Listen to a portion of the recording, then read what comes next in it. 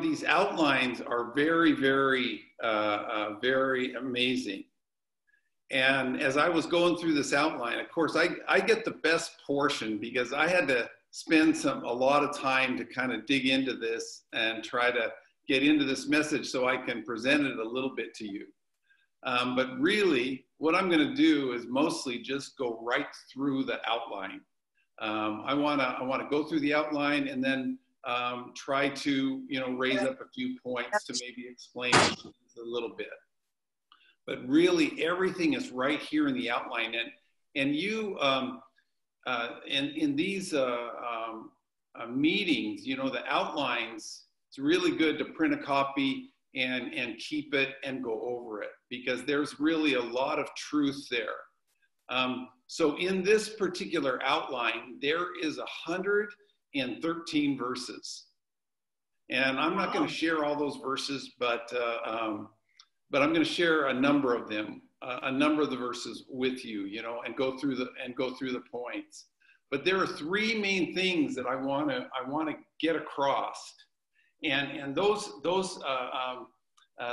3 points are in the 3 Roman numerals, and they're going to answer the questions: what, when, and how. But each one of those questions is answered by a vision. We need to have a vision. So we need to have the vision of what? We need to have a vision of when, and we need to have a vision of how. So what, when, and how. And so I hope in your groups, you can spend your time speaking to one another these particular points: what, when, and how. This will really, I think this will really lead to a lot of really good fellowship. So let's get into the outline. So, it's the prophecy of the Lord's coming. That's always a very interesting topic.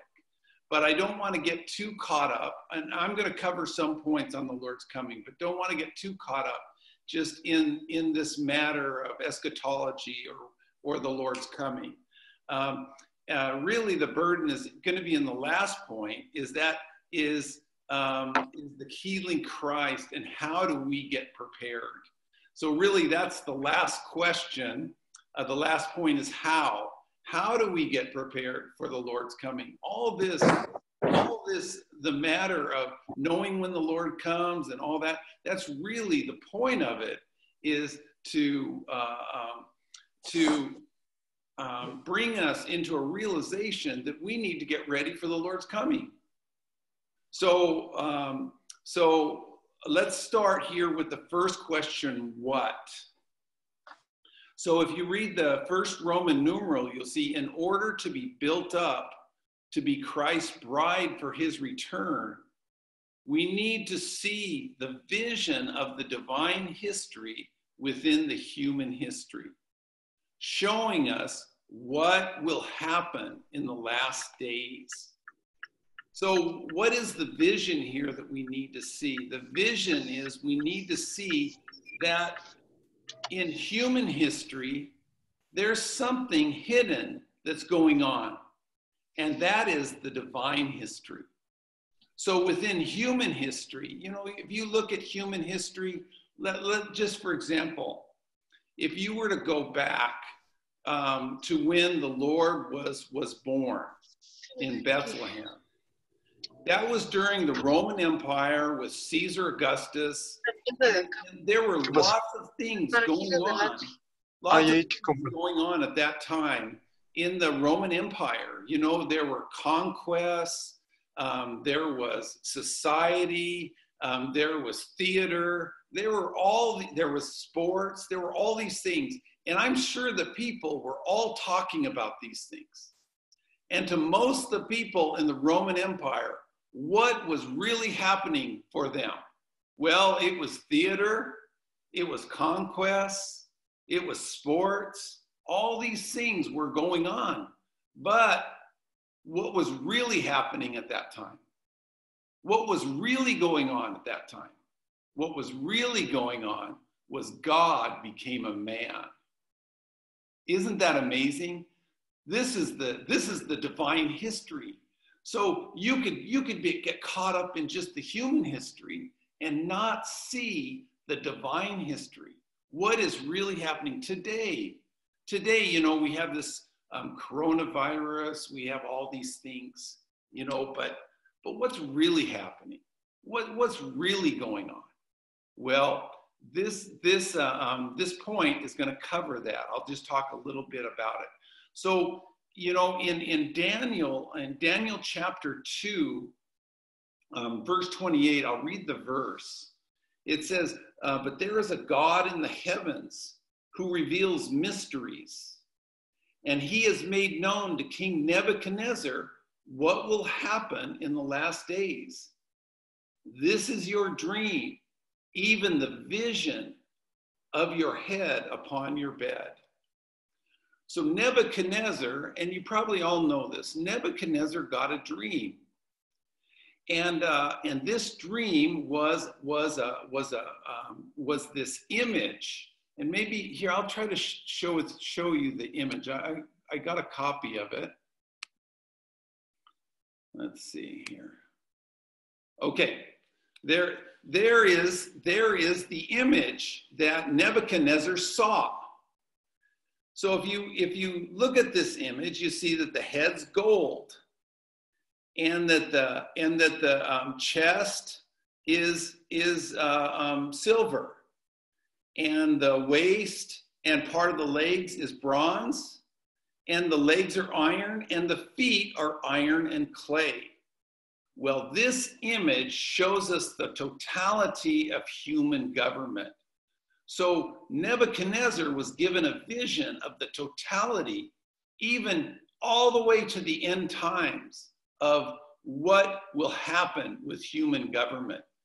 And of course, this was given to Daniel to interpret. And Nebuchadnezzar didn't give Daniel what the dream was or anything, but Daniel went and prayed, and he got the vision that Nebuchadnezzar got and interpreted this image for him. So if you look at the head, you know, that was Nebuchadnezzar. He was the gold head. And then following Nebuchadnezzar's, Babylon's kingdom, followed by Medo-Persia. And this was the Medo-Persian Empire. And even many of the Farsi-speaking saints, they take a lot of pride in the Medo-Persian. You know, the Persian Empire was quite an empire, and Cyrus was quite a king. But anyway, Nebuchadnezzar got this dream, and he realized, or Daniel interpreted this dream for him, showing that after Nebuchadnezzar was going to come Medo-Persia, and that happened. And after Medo-Persia was going to come the Greek Empire. That was Alexander the Great. And after Alexander the Great, when he died, his kingdom broke up, and then that was taken over here on the iron, and that is the Roman Empire. And the Roman Empire, of course, had the east and the west part, so it's split into two. And then if you go down further, you're going to see that Roman Empire now, today, all these have happened. In essence, even our government today is still a bit Roman. Our laws are Roman. Many things are Roman.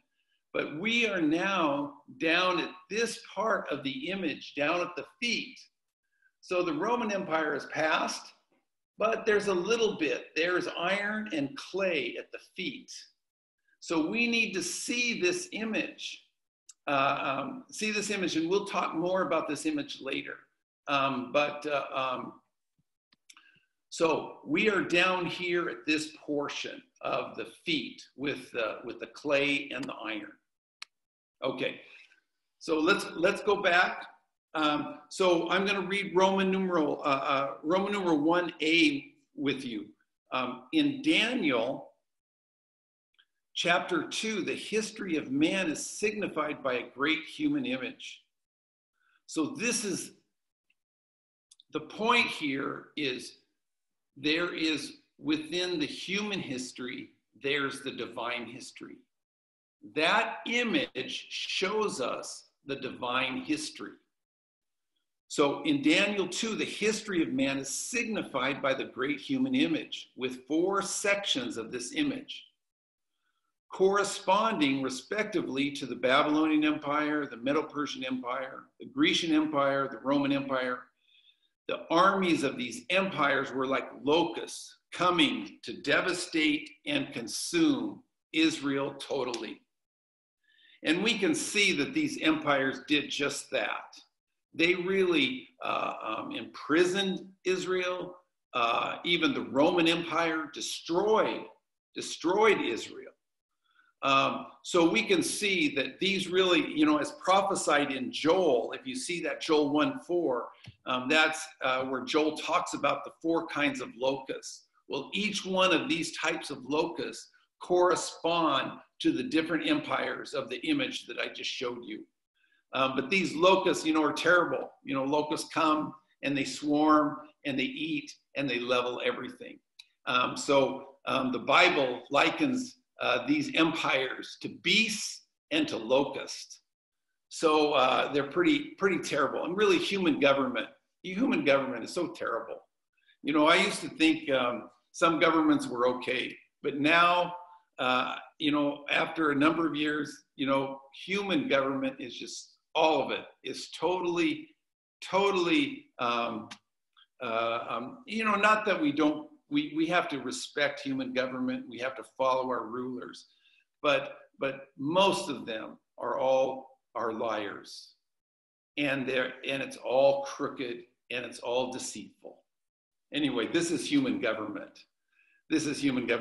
But with this, what was really happening? And then I want to read B. During the church age, the age of the intrinsic history of the divine mystery, within the outward human history, Christ is building up the church to be his bride. And he will return with his overcoming bride as a smiting stone to crush the aggregate of the human government and usher in the age of God's dominion over the entire earth. Okay. So Nebuchadnezzar got this vision. He got this vision of this image. But actually, that wasn't it. Actually, something happened to that image. Let me read you the verse. This is Daniel 2:34 through 35. You were watching until a stone was cut out with hands. This is Daniel interpreting this dream. You were watching until a stone was cut out with hands, and it struck the image at its feet of iron and clay and crushed them. So this stone came, uncut stone, came and smashed this image. The iron, the clay, the bronze, the silver, and the gold were crushed all at once, and they became like chaff from the summer threshing floors, and the wind carried them away so that no trace of them was found. And the stone that struck the image became a great mountain and filled the whole earth. So this stone is Christ and the church. So during this human government and all the things that are happening in the human government, Christ, the uncut stone, is preparing the church to become the stone to smash the image and smash the image to chaff, to where it just blows away like dust. Isn't that amazing? And that stone smashes the image, and then that stone becomes a mountain. So that image of human government gets replaced with Christ and the church. That stone smashes the image and becomes a great mountain filling the whole earth. What Christ is doing today in the midst of all the government is he's preparing this stone which will smite the image and make it into chaff. This stone is Christ and the church. This is really something. And these verses, I don't really have time to go through all these verses. I've already used more time than I thought I was on this point. But actually, every one of these verses, they talk about it.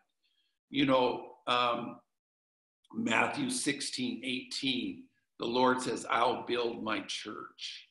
And then you've got, Genesis 2:22. This is when Adam's put to sleep, and a rib is taken from Adam, and that rib, the Lord uses that rib to build a woman. And actually, if you go to the Hebrew, that word is actually built. It says in some translations, it says made, but actually that word is built into. So that rib, which came out of Adam, which is a type of Christ. Adam is Christ. So only what comes out of Adam, only which comes out of Christ is the church. Only that which comes out of Adam is Eve. So this is a type also of Christ and the church. But these are all in these verses. So we see this. We have to get the vision.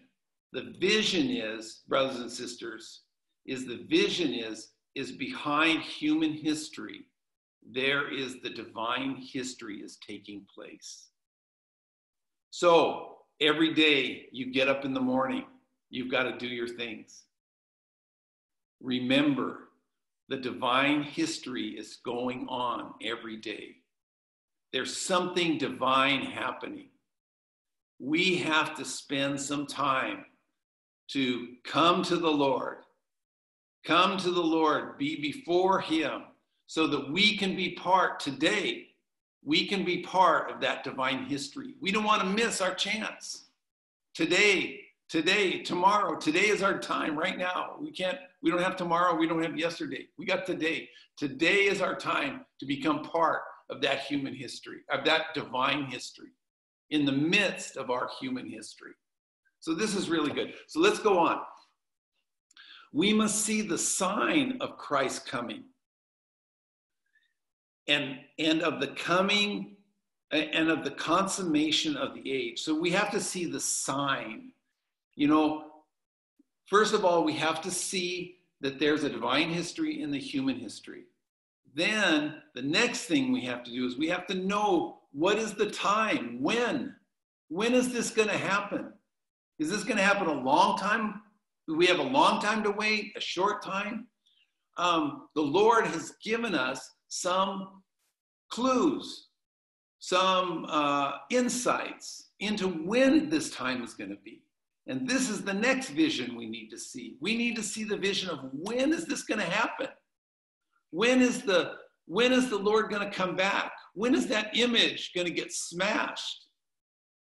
When is the stone going to fill the whole earth? God's kingdom fill the whole earth. When is that going to happen? Well, there are some clues. So let's get into the clues. There's three signs.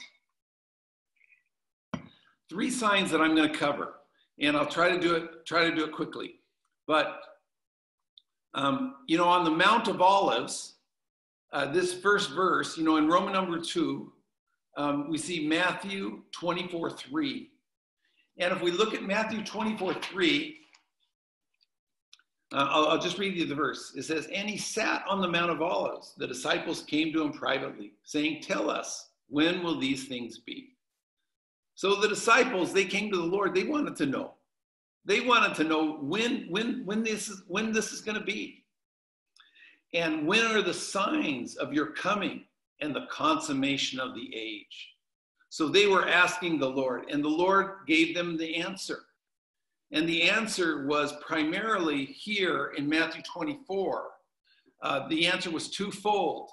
Number one, it's going to be the gospel of the kingdom. The gospel of the kingdom needs to be preached on the whole inhabited earth. And then also the abomination of desolation must appear. I'll just read you that. I'll just read you those verses. It says here in Matthew 24, 14 and 15, and this gospel of the kingdom will be preached in the whole inhabited earth for a testimony to all the nations, and then the end will come. And then verse 15, therefore, when you see the abomination of desolation, which was spoken of through Daniel the prophet, standing in the holy place.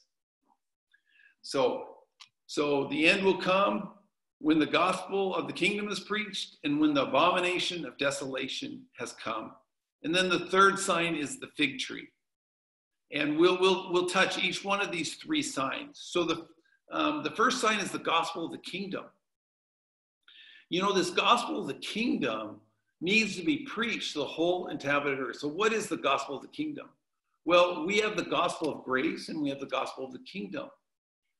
The gospel of grace is, you know, that Jesus died for our sins and he redeemed us back through his love. He's redeemed us back to himself.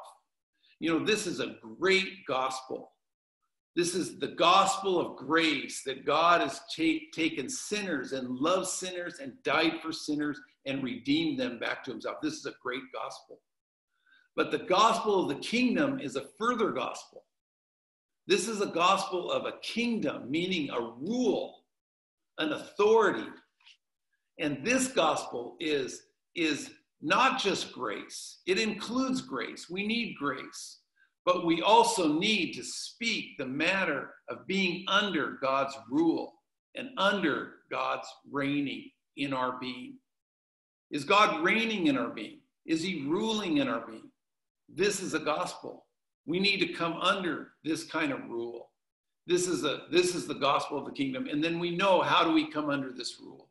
Well, we'll see in the third point, we'll see that we need to be healed. All of us are rebellious.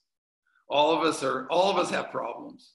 All of us are failures. Not one of you is successful. We're all failures. So we need to be healed. So praise the Lord for the third point is we need to be under the healing Christ. So the point is this is the gospel of the kingdom. The gospel of the kingdom is not that God needs your gift. Actually, God needs you to be healed. That's the problem. The problem is he's all sufficient. He can heal you. We'll get into that. I'll have to spend less time here because I want to spend a little time there. Okay, so the gospel of the kingdom has to be preached, and then the abomination of desolation. So let's go on to point A. The Lord prophesied that before Antichrist makes the covenant of 7 years with the nation of Israel, at the consummation of the present age, the nation of Israel would be restored. Okay. So the abomination of desolation has to be in the temple. So the Antichrist is going to exalt himself to be an object of worship. And that object of worship, he will put himself in the temple.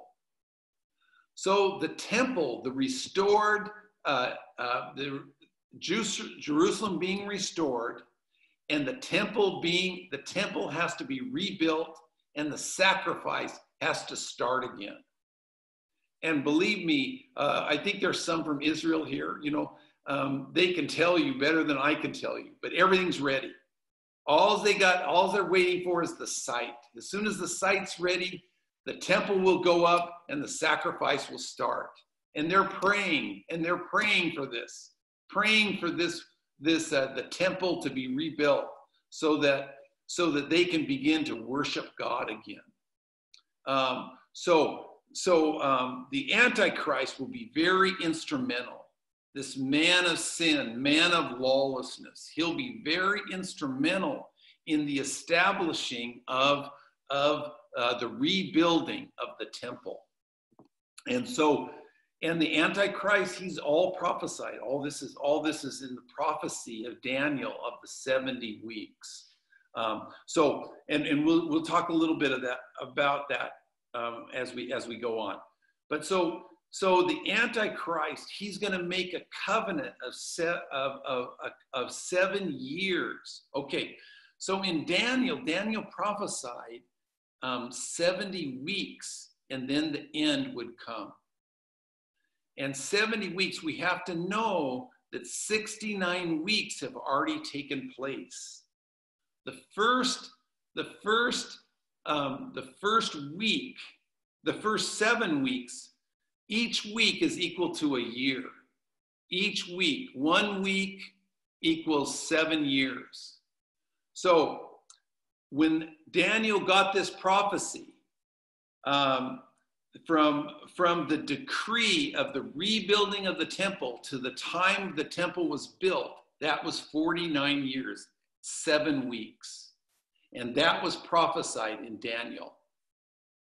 And that happened. And then from the rebuilding of the temple till the time Messiah is cut off, that's 42 weeks. That's 42 weeks, 434 years, and that's happened. Messiah got cut off. Then there'll be a pause. And then the last week, 69 weeks have happened. We're waiting for the 70th week. That 70th week, that will start when Antichrist makes a pact with Israel for 7 years. The man of lawlessness, he'll be so powerful, so charismatic, he will solve the problems in Israel. You know, to me, it's crazy to me how Israel is the center of the whole earth, how everybody looks to Israel. You know, the problems, the center, all these things, just this little country, very, very, not even the size of a small part of Germany. You know, this little country, and the whole world is looking at this country. But anyway, this is because this is God's chosen land, and there's a battle going on for this land. But Antichrist will come, and he will solve the problem, and he will make a deal for 7 years with Israel. Okay, let's go to B.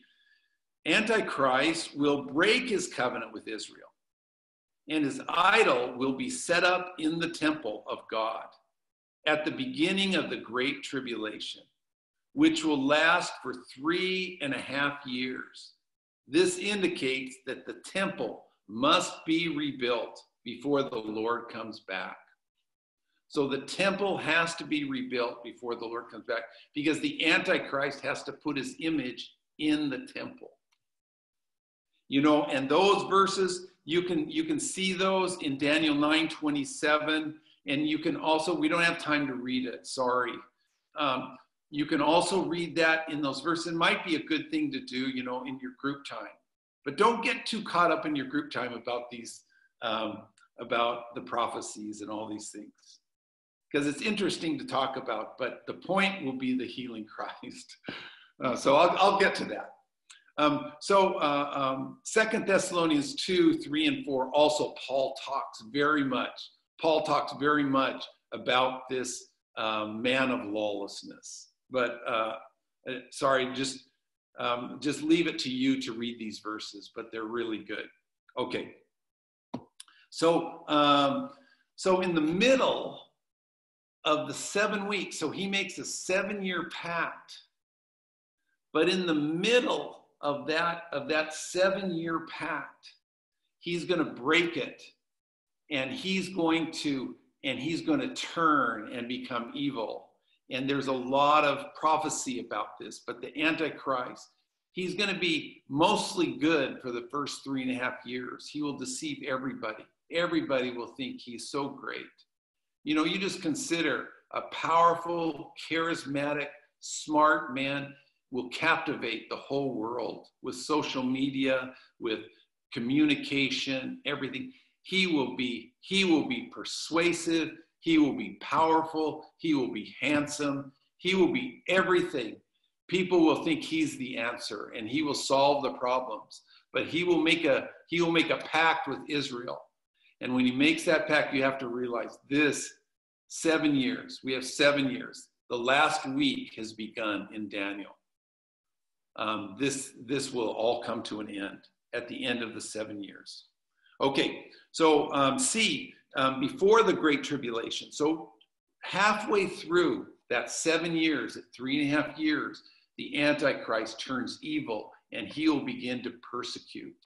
He will begin to persecute all those that love the Lord. He will persecute Israel. He will persecute everyone. So before the Great Tribulation, of course, we hope we're raptured and we won't be here. We won't be here for that last 3.5 years because it won't be good.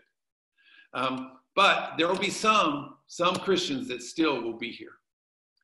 Okay, let me read C. Before the Great Tribulation, the gospel of the kingdom will be preached to the whole inhabited earth, and the overcomers will be raptured, leaving the majority of the believers, those who are not yet mature on the earth, to pass through the Great Tribulation.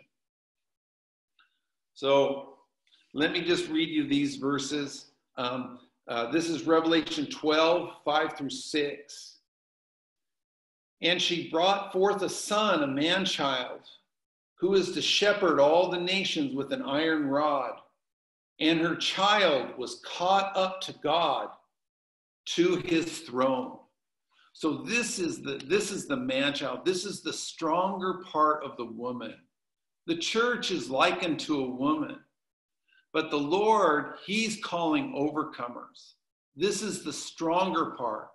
The ones that have gained the Lord day by day, have become part of his history. His divine history in the human history has not got too caught up with the human history, but it has become part of the divine history. So this also, there's several verses here to go through, but the man-child will be raptured, but the woman will still be left. And the woman still, the Antichrist will pursue and will persecute that woman. And those women, that woman, or the descendant, or the part of the woman which are believers, as well as Israel. I was going to try to read you that verse. I don't have the verse right here for you, but it's in this point here on C. Okay, then let's go on to D. The mystery of lawlessness is working today among the nations in human society. This lawlessness will culminate in the man of lawlessness, the Antichrist. You know, today the whole situation is lawless. Nobody can disagree with that. It's all lawless. 1, Antichrist will be the power of Satan, the embodiment of Satan. He will persecute, destroy the people of God, both the God-fearing Jews and the Christ-believing Christians. This is where the verse is here in D.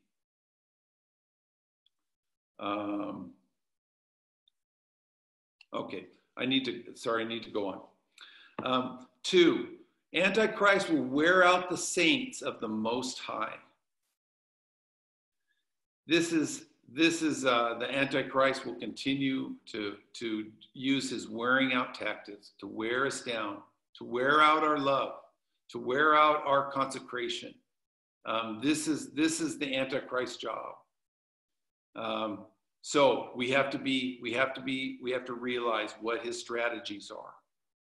Number 3, Satan and Antichrist wants the souls of men to be the instruments for their activities in the last age.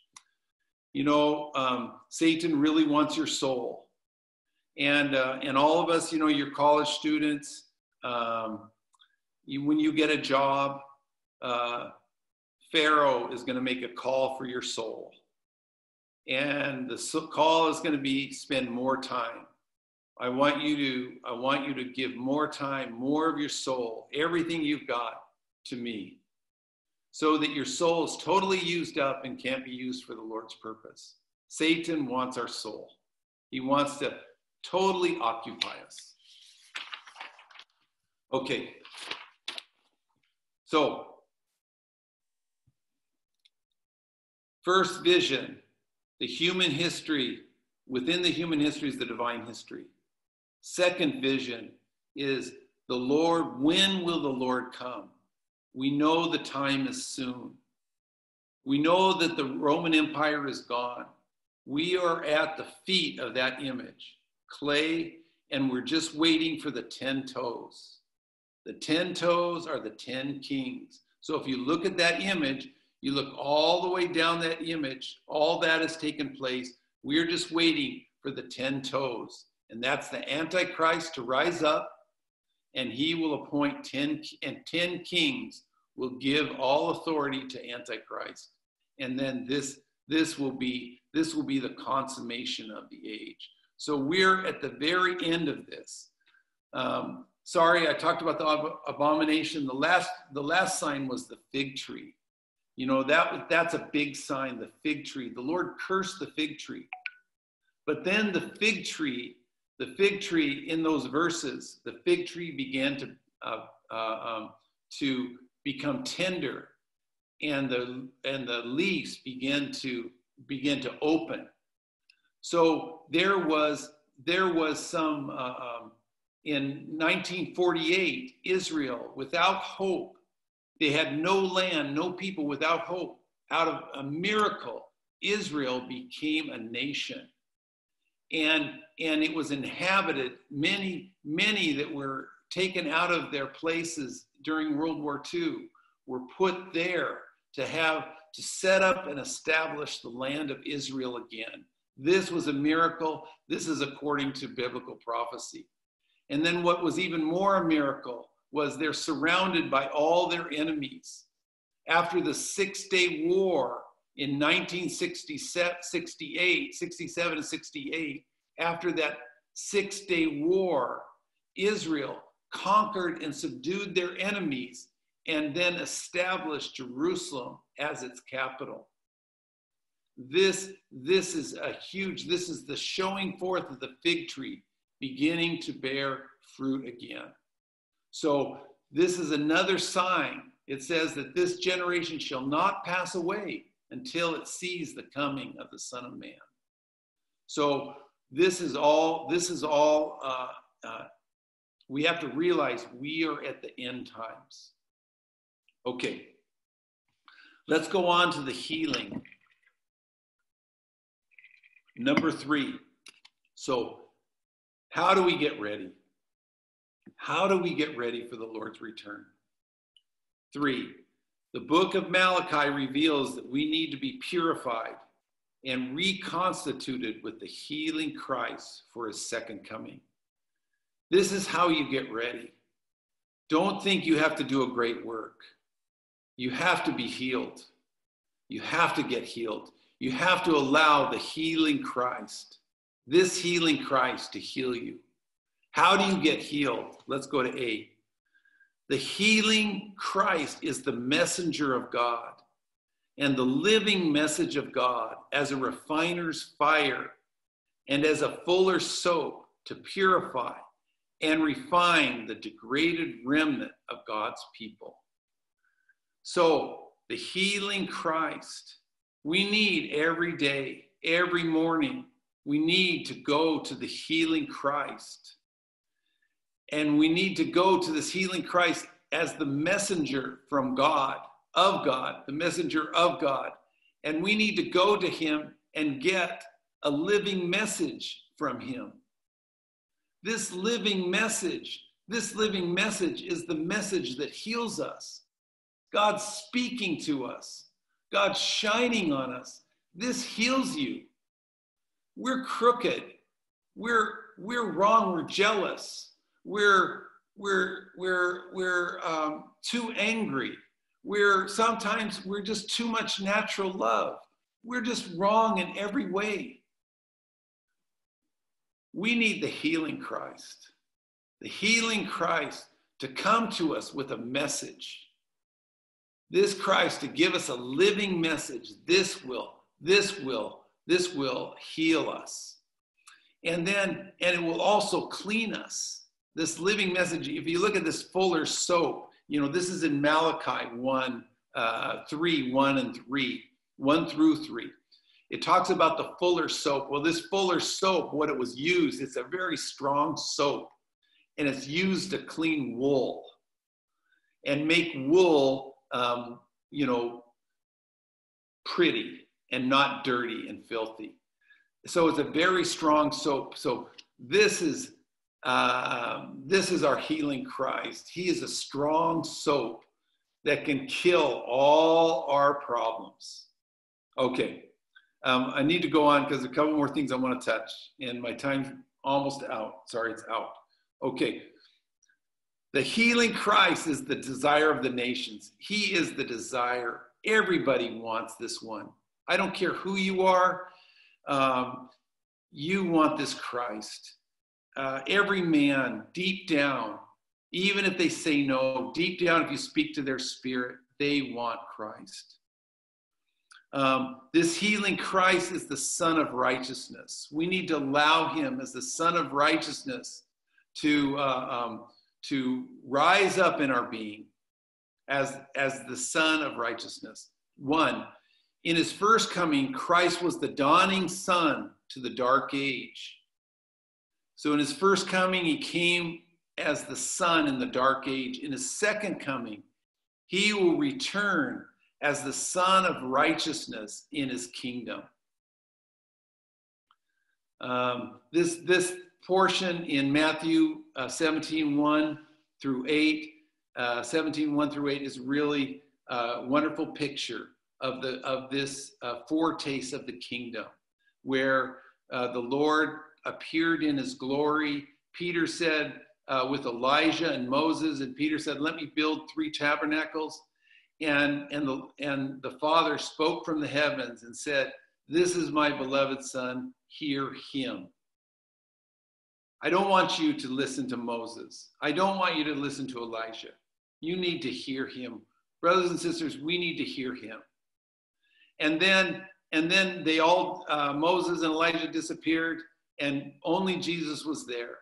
So we need to hear him, and we need to see him. Okay. As the Son of Righteousness, Christ is our righteousness for our growth in life, dispelling of darkness, and for our healing in life is in the effacing of unrighteousness. I'm going to leave that there. To be healed is to be saved, to be made whole. Christ will heal us, but we must give him the freedom to use his wings to fly above us. So we got to give Christ the freedom to fly above us, to fly around us, to fly through us, and fly within us. This Christ has healing in his wings. When he flies through us, he heals us. Okay. We must see God's great love for us and keep ourselves in the love of God. I want to just give you this last example. So we need to see God's great love. We need to see this vision of how to be healed. The vision of how to be healed comes back to Balaam. And Balaam, if you know Balaam's donkey, Balaam was a Gentile prophet, and he was hired to prophesy against God's people. Balak, the leader of Moab, hired him to curse God's people because Balak was afraid of God's people.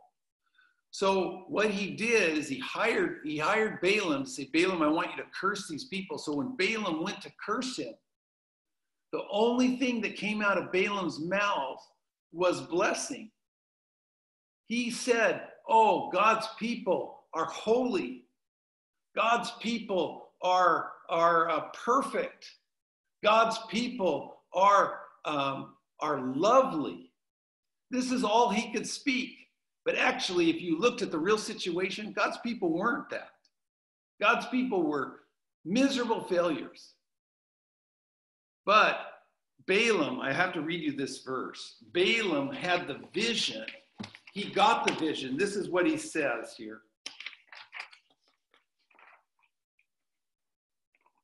Sorry, I have all these verses here. This is what Balaam says. He says, and he took up his parable and said, Balaam, the son of Beor, declares. And the man whose eye is open declares. So Balaam says, my eyes are opened. He declares, he who hears the words of God, who sees the vision of the all-sufficient one. He who sees the vision of the all-sufficient one, falling down, but having his eyes uncovered. So Balaam saw the vision of the all-inclusive Christ. Actually, Balaam just didn't see it, but he was speaking what God was speaking. Balaam was just a channel for God to speak. So when Balaam was opening his mouth, that was actually God's view. In God's view, you are holy. In God's view, you are perfect. And in God's view, you're beautiful. This is God's view. But you have to see the vision of the all-sufficient Christ. You have to realize he's able to do what you can't do. You can't do it. But when you go to him, tell him you can't do it. Come to him. You're lovely. He realizes he's the all-sufficient Christ. When we turn to this all-sufficient healing Christ, he can do what we can't do. He can get you ready. He can take away all your other loves. He can change you from one kind of person to another kind of person. He can make you part of that stone. This is what he does. He knows he can do it. That's why he could prophesy such a positive thing, because he knows he can do it. It's going to be done. Oh, young people, I hope you're encouraged and full of faith that this one, he's the healing Christ. And this healing Christ can do what you can't do, can make you what you can't make yourself. He is the all-sufficient. Balaam had this vision of the all-sufficient Christ. Okay, I'll just finish up and read the outline. B, we need to take heed to our spirit, exercise our spirit. Oh, take heed to our spirit, exercise our spirit. Don't grieve or quench the spirit. To grieve the spirit, has to do with our living. To quench the spirit has to do with our function. Sometimes the Lord leads us to speak something, but we don't. We quench the spirit. Anyway, last point. The overcomers who are reconstituted with Christ as the sun will shine forth like the sun in the kingdom of their Father. You, saints, you will become just like him. You will become the sun, shining like him. Day by day, the Lord is shining in us, making us brighter and brighter and brighter. Praise the Lord. Isn't this wonderful? Such a vision. We need to see the vision of the human history, the divine history and the human history. We need to see the vision of Christ coming. It's near. And we need to see how. How is it? We need to see he's the all-sufficient one. That's how he does it. Amen.